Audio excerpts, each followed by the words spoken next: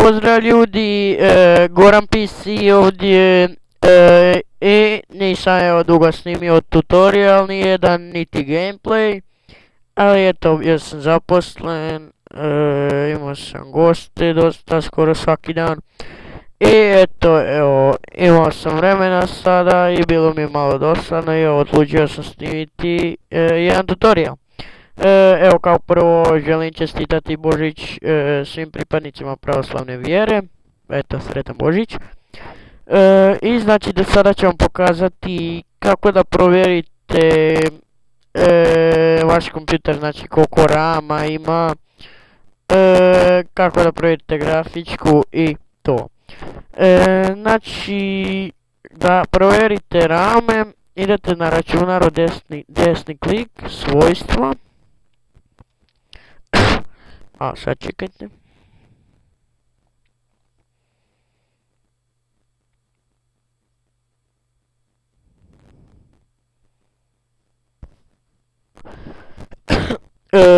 I evo tu je trebao biti procesor, meni je, znam ovo je kompjuter, ali to nije bitno, znači tu vam je vaš Windows, znači meni je Windows 7 Ultimate, tu je ocjena koju ste dobili od onoga sustava, 1.2.7, znači jako loše.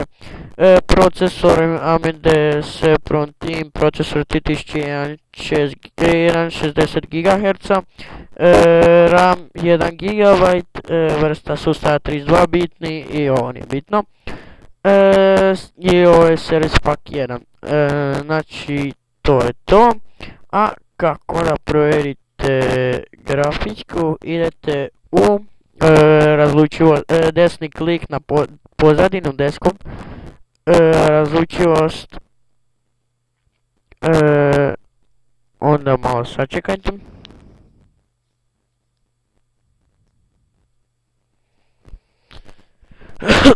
Onda dodatne postavke.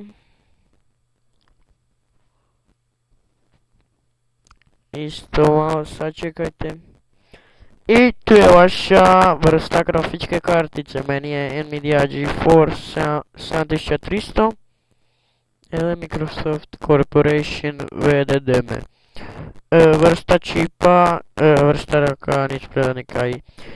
Ako se pitate zašto sam ovo snimio, zato što eto, ja sam u nekom oglasniku na Facebook grupi, i većinom kad prodaju neki ljudi kompjuter, računalo kad prodaju, ne stave podatke, stave samo koliko košta i ne stave uopće koja je grafička, koliko rama ima kompjuter, pa eto. Znači ako slučajno prodajete, da znate ispisati to. To bi bilo to. Znači ako se pitate slučajno jel može vam to biti bolje, naravno da može, znači u svakoj trgovini tehnike možete kupiti rame, bolju grafičku i tako to. To je bilo to ljudi, pozdrav do sljedećeg tutoriala koji će biti naravno uskoro jer sad opet imam vremena. I to je to.